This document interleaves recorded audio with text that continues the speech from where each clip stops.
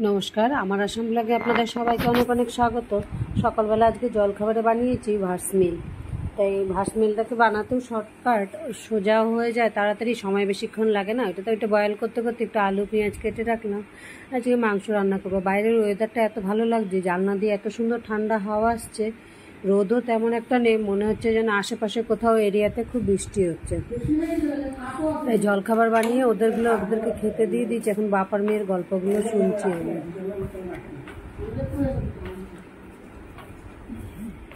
এক কাজ কর না, তোর বাবার রুমটা খালি করে, তোর বাবার বিছানাগুলো না এখানটা সোফার এখানে দিয়ে দে, বাবার রুমটা গোডাউন বানিয়ে দিয়ে দে।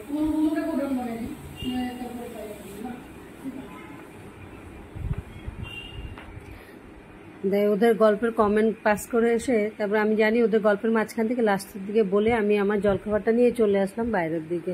তা ফ্যানটা চালাতে এসে দরজাটা খোলা, ভাবছিলাম বন্ধ করে দিই, ধুলো আসছে, কিন্তু এত সুন্দর হাওয়া দিচ্ছে আর বন্ধ না করে এমনিই চলে আসলাম।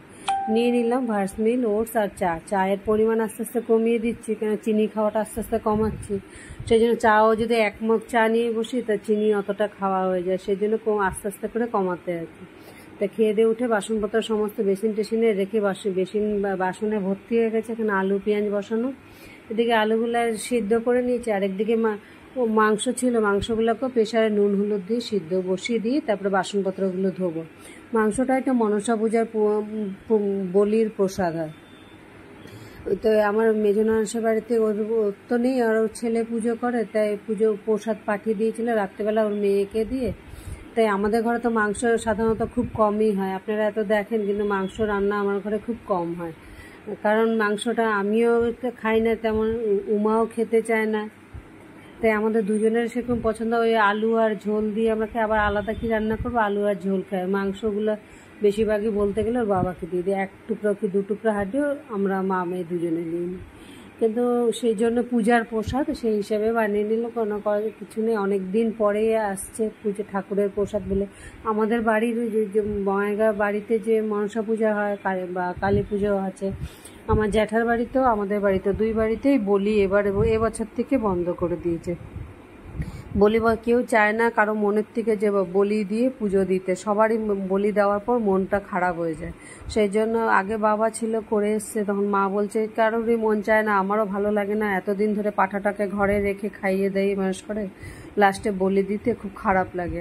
আর সেই বলির পূজার প্রসাদ কেউ খেতে চায় না পরে লাস্টে দিয়ে, সেই জন্য বলিটাকে বন্ধ করে দিয়েছে। এবার থেকে পায়রা ছেড়ে দিয়েছে, মোটামুটি 8 জোড়া না 10 জোড়া এবার মনসা পূজায় সবাই মিলে আশেপাশে সবাই বলি বন্ধ করে দিয়ে পায়রা ছেড়েছে।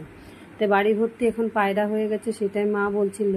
আর আজকে দুপুরের রান্নাতে এখানে এই মাংসটা করলাম, আর এখানে আমি একটু বলির চাল কুমড়া ছিল, সেটাকে পেঁয়াজ দিয়ে একটু ভাজা করে নিলাম।